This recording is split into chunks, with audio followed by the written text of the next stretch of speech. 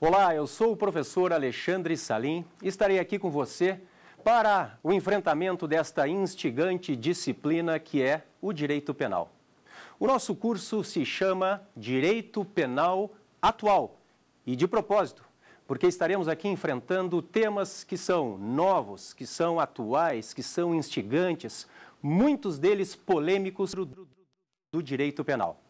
Eu estarei vendo com você aqui a tese do jus-filósofo italiano Garantismo Penal. Estarei enfrentando a questão da inconstitucionalidade ou não das chamadas normas cegas. Estarei enfrentando o direito penal do inimigo, esta tese ligada ao funcionalismo normativista ou sistêmico do professor alemão da Universidade de Bonn, Günther Jacobs. Estarei enfrentando as velocidades do direito penal. Você já ouviu falar da quarta velocidade do direito penal? Pois é, estaremos enfrentando a quarta velocidade do direito penal. E estaremos encerrando o nosso curso de Direito Penal Atual com a tese do mestre, do penalista argentino Eugênio Raul Zaffaroni, intitulada Tipicidade Conglobante. Nós contamos hoje aqui com a presença de 3 ilustres convidados. Eu tenho aqui o Anderson, que é meu colega, é professor de Direito Penal da Faculdade Padrão. Seja muito bem-vindo, Anderson. Eu tenho aqui o Joseleno, que também é nosso convidado, é aluno da Universidade, da Faculdade Alfa, em Goiânia. Também, meu muito prazer. E temos aqui a Marta, que ela já é formada, inclusive pós-graduada em Processo Civil e em Direito Civil pela Universidade Anhanguera. Todos ligados à execução penal, trabalham na gerência de ensino da administração prisional. Portanto, fica o meu abraço. Aliás, há uma proximidade entre o munus dos senhores e o meu, porque eu sou promotor de justiça e desempenho as minhas atribuições, entre outras, como Tribunal do Júri e reclusão, também na execução penal. Eu sou o fiscal da execução penal. Portanto, sejam bem-vindos. Espero que aproveitem as nossas aulas aí, ok? O nosso primeiro encontro, ele diz respeito à tese do mestre italiano Luigi Ferraioli. Você já ouviu falar de Ferraioli? O mestre italiano Luigi Ferraioli, ele é professor catedrático da Universidade de Roma III, na Itália. O professor Ferraioli, isto é interessante, ele não é um penalista. O professor Ferraioli, ele é um jus-filósofo. Ele ministra aulas de teoria do direito e de filosofia do direito.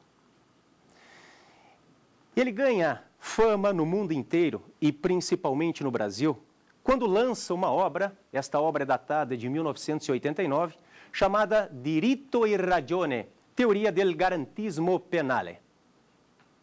A obra Direito e Razão do professor Ferraioli está traduzida há muitos anos aqui no Brasil pela editora RT. É sobre ela que nós iremos falar, a obra Direito e Razão.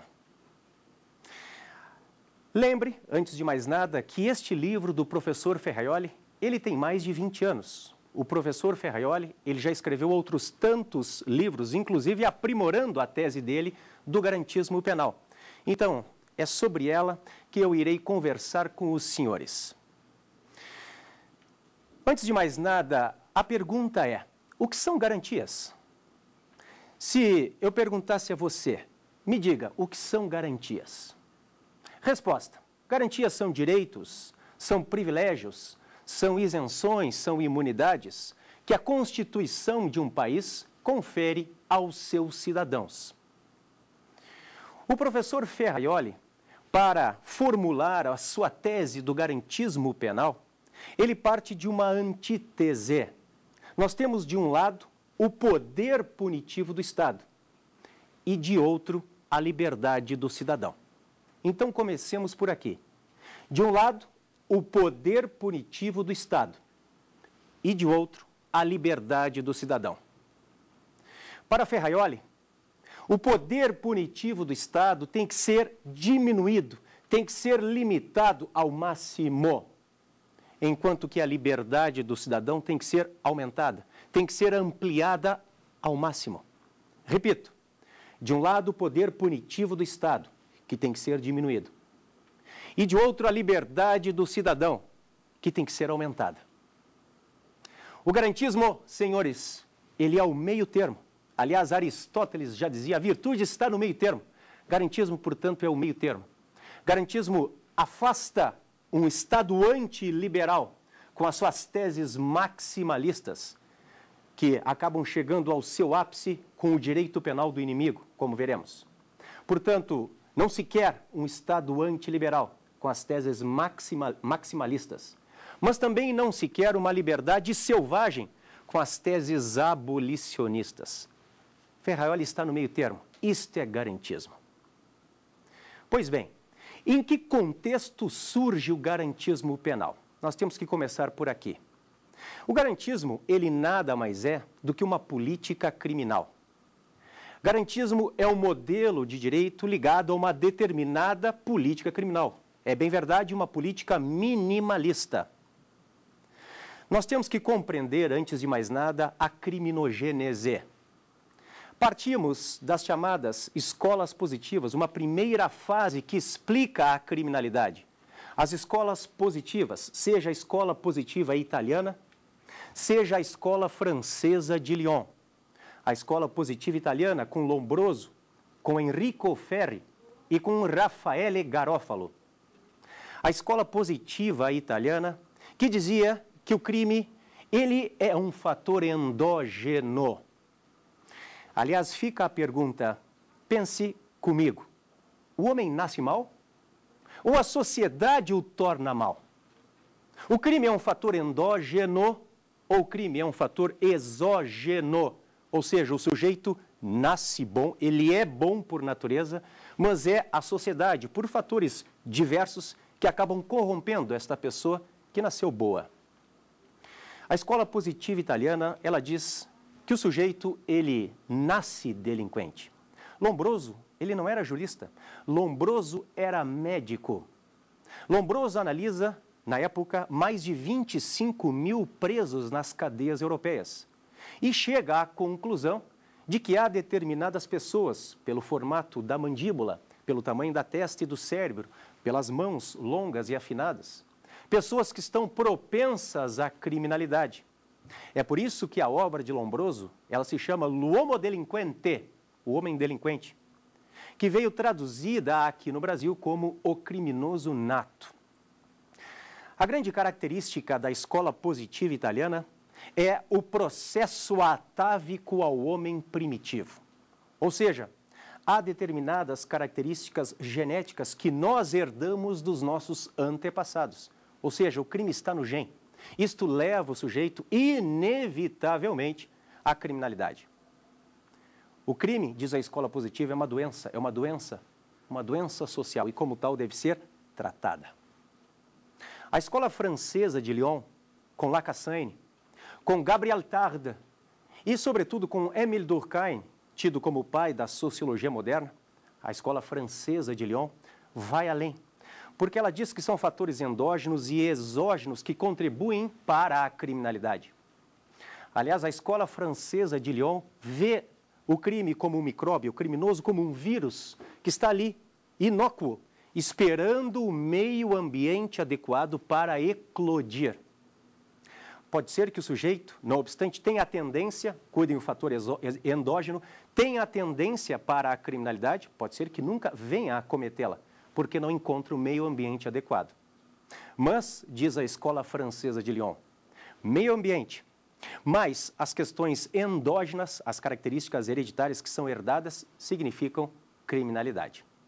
Esta primeira fase, eu chamo de primeira fase da criminogênese, ela dá ensejo à chamada segunda fase, com as teorias macrosociológicas da criminalidade. As teorias norte-americanas macrosociológicas que procuram explicar o crime. Então, você tem que entender o contexto onde nasce o garantismo penal, que nada mais é do que uma política criminal. Isto tudo começa na década de 20 com a Escola de Chicago. A Escola de Chicago que vê o crime vinculado a um aspecto natural. Não é à toa que se fala naquele momento histórico na chamada teoria ecológica da criminalidade. Ou seja, a cidade grande produz a delinquência. Nós estamos ali no momento das grandes imigrações, no momento das formações dos grandes centros, das grandes megalópolis e, claro, dos guetos. Portanto, são identificados locais dentro das grandes cidades que produzem criminalidade, no mais das vezes vinculados, ligados, próximos aos centros industriais.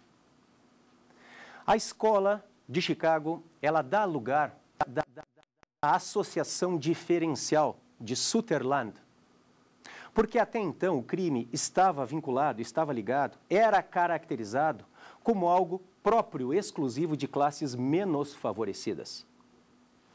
Pois bem, a teoria da associação diferencial, ela rompe o paradigma, porque ela acaba dizendo que não, o crime também pode estar vinculado a classes mais abastadas. O crime, ele pode ser praticado por pessoas que desenvolvam específicas, ligadas, inclusive, à macrocriminalidade econômica. Não é à toa, senhores, que nesta época surge a expressão The White Collar Crimes, o que nós chamamos hoje de crimes de colarinho branco. A teoria da associação diferencial dá lugar à teoria da anomia. Anomia, não norma, sem norma. Teoria da anomia. Anomia, pense, são espaços, são contextos sociais onde faltam coesão e ordem. Faltam coesão e ordem, sobretudo no que se refere a valores, sobretudo no que se refere a normas. Quando surgem esses espaços anômicos dentro do contexto social, o sujeito, ele se sente desvinculado de qualquer vínculo social, inclusive no que diz respeito ao contexto, à ordem que vige naquele contexto social. Não é à toa que é com a teoria da anomia que Émile Durkheim explica o suicídio. Porque o sujeito, quando se vê dentro de um espaço anômico, ele começa a desenvolver muitas condutas, inclusive autodestrutivas. Aquele vazio, com a anomia, tem que ser preenchido com algo. Muitas vezes com algo destrutivo, autodestrutivo. A teoria da anomia dá lugar à teoria da subcultura delinquente. A teoria da subcultura delinquente diz que há uma subcultura dentro de um contexto cultural maior. Aqui vem explicada a questão da gangue. Pense comigo. O sujeito que é convidado a ingressar numa gangue juvenil, ele tem que praticar uma tarefa para ser aceito na gangue, muitas vezes ligada à criminalidade. Ele vai praticar um delito ou um ato infracional se ele é menor de 18 anos. Pois bem, aqueles valores da gangue para este sujeito, para este rapaz, eles são, inclusive, maiores, mais valiosos que o próprio valor do contexto social onde ele está inserido.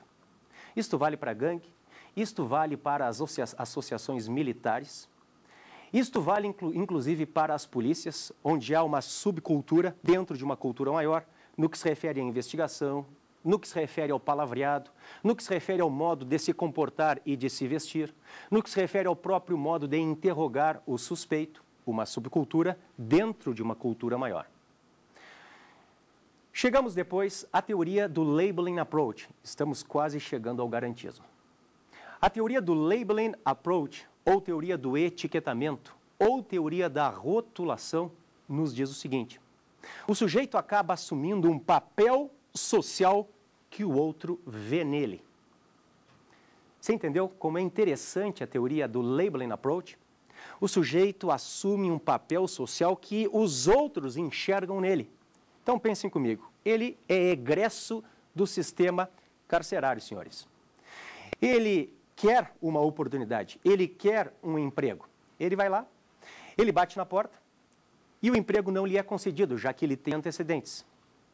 Ele chega ao estabelecimento, ele pede a oportunidade, ele quer trabalhar, só que esta oportunidade não lhe é concedida, já que ele é ex-presidiário, ele é egresso do sistema. Bom, ele tenta, não consegue, ele tenta e não consegue, já que ele é ex-presidiário, ele é ex-presidiário. O que ele pensa? Bom, eu sou ex-presidiário, todo mundo me vê assim, ele acaba delinquindo novamente para voltar ao sistema. O que os criminosos têm em comum, segundo a teoria do labeling approach, é a resposta das agências de controle, senhores. É a resposta das agências de controle. Depois da teoria do labeling approach, e nós estamos agora na década de 70, meados da década de 70, surge a criminologia crítica. ou a nova criminologia. Ela é a última dessas teorias macrosociológicas que explicam a criminalidade. A teoria crítica ou a nova criminologia se propõe a reinvestigar o objeto de investigação da própria criminologia. Você se deu conta? A teoria crítica nada mais é do que uma criminologia da criminologia.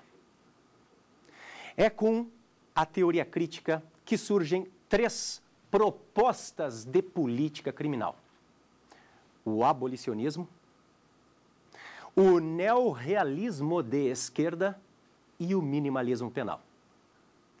Então eu repito para você.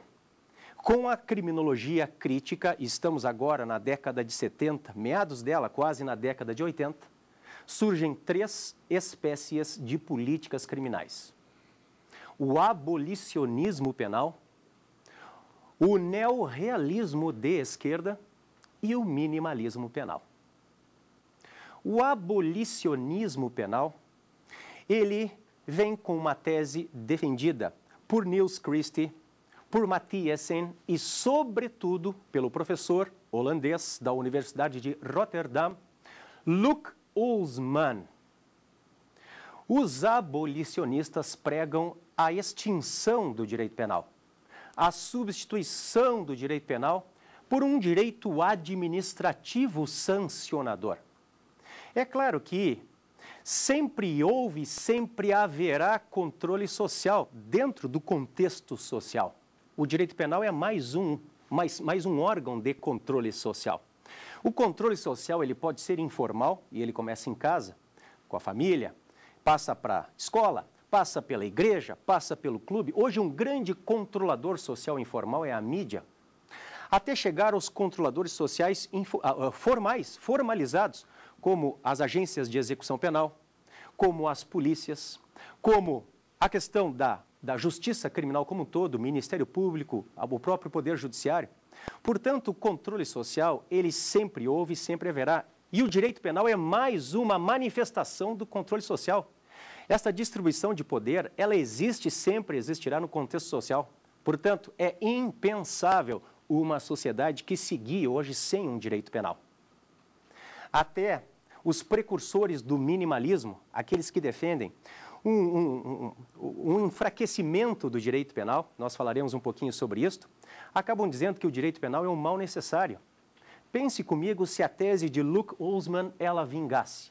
Se realmente fosse instituído o abolicionismo penal. Você se deu conta da principal consequência? Estaria vigendo, estaria revigorada a lei do talião.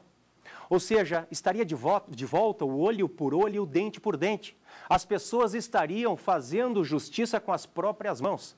Portanto, é impensável um momento histórico em que se fale em abolicionismo. É uma tese que acaba tendo interesse para a academia, ela é dogmática, ela é científica, mas nenhum interesse prático. A segunda política criminal que surge neste mesmo contexto histórico, criminologia crítica, é o neorrealismo de esquerda. O neorrealismo de esquerda com as suas teses rigoristas e maximalistas. Nós estamos ali na década de 70 com a falência do welfare state, ou seja, com questões fiscais que levam à falência do estado de bem-estar social. Isto dá ensejo a que teses ultra-radicais, teses políticas ultra-radicais de direita, aflorem. É por isso que nós temos a tolerância zero neste momento histórico. É por isso que nós temos a teoria das janelas quebradas, ou broken windows.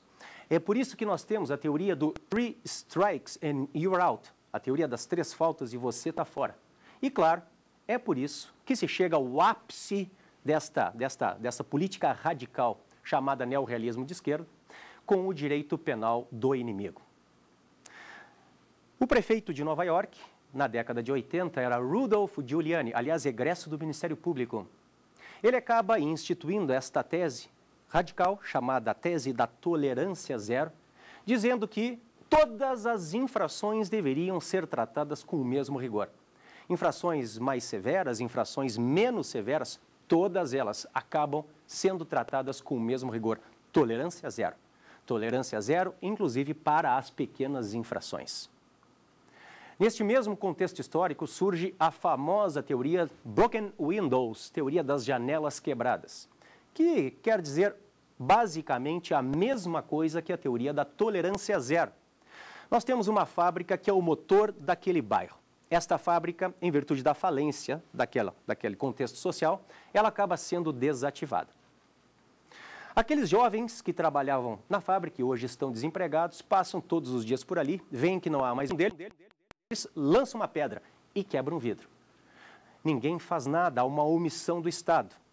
No dia seguinte, o mesmo grupo de jovens volta ali e não se contenta em quebrar a janela, passa a pichar as paredes. Ninguém faz nada, há uma omissão do Estado.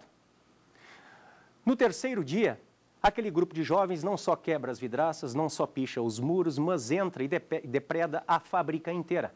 E esse tipo de violência, que começou pequenininha, com o vidro quebrado, acaba se espalhando todo o bairro, toda a cidade, todo o contexto social. Ou seja, nós temos que coibir lá atrás aquela pequena violência para impedir que ela contamine depois e se transforme realmente num contexto social violento muito maior. Vejam, então, que estas políticas radicais, direitistas, maximalistas, elas querem dizer basicamente a mesma coisa. Há uma política hoje nos Estados Unidos que vigora até hoje, chamada Three Strikes and You're Out. É uma tese que vem do beisebol. 3 faltas e você está fora. O sujeito que erra 3 vezes, o batedor, ele está fora de toda aquela rodada. Ou seja, você praticou uma infração leve, beleza, é a primeira, hein? Você praticou a segunda, cuidado, porque se você praticar a terceira, você irá ser responsabilizado como se tivesse praticado uma infração grave. 3 faltas e você está fora. O ápice das teses maximalistas chega com a teoria do direito penal do inimigo, que será objeto de discussão aqui por nós, especificamente aqui nos nossos estúdios, ok? Então segure que eu vejo a tese do direito penal do inimigo com você depois, será a nossa terceira aula. Portanto, eu falava a você que a teoria crítica da criminologia, ela dá ensejo ao nascimento de 3 políticas criminais: o abolicionismo penal, o neorrealismo de esquerda, com as teses radicais de política criminal, maximalistas, e o minimalismo penal. Dentro do minimalismo penal, nós temos Ferraioli. Ferraioli é um dos nomes vinculados ao minimalismo penal. O garantismo é um dos reflexos do minimalismo. Então, voltemos ao garantismo. O garantismo surge na década de 80 como uma política criminal minimalista dentro do direito penal. Lembre da antítese de Ferraioli. De um lado, o poder punitivo do Estado, que tem que ser diminuído. De outro, a liberdade do cidadão, que tem que ser aumentada. O garantismo está no meio termo. Nem um Estado antiliberal, com as teses rigoristas, tolerância zero, janelas quebradas, 3 strikes and you're out, direito penal do inimigo, nem uma liberdade selvagem, com as teses abolicionistas. Ferraioli está no meio termo. Garantismo está no meio termo. Garantismo é um modelo de direito que afasta teses radicais, nem o 8, nem o 80, nem o Estado antiliberal e nem uma liberdade selvagem. Muito que bem. Mas como o Ferraioli faz para realmente colocar em prática esta técnica de minimização do poder punitivo do Estado? Ele utiliza aqui 10 axiomas. Agora, muita atenção. Nós falaremos do famoso sistema garantista SG de Luigi Ferraioli. Portanto, para diminuir o poder punitivo do Estado e aumentar a liberdade do homem, Ferraioli usa técnicas de minimização do poder estatal. Estas técnicas de minimização estão representadas em 10 princípios. São 10 axiomas, 10 preceitos fundamentais básicos, ligados à pena, ligados ao delito e ligados ao processo. Ligados à pena, nulla pena sine crimine, nullum crimen sine lege, nulla lex penale sine necessitate. Ligados ao delito, nulla necessitas sine iniuria, nulla iniuria sine actio e nulla actio sine culpa.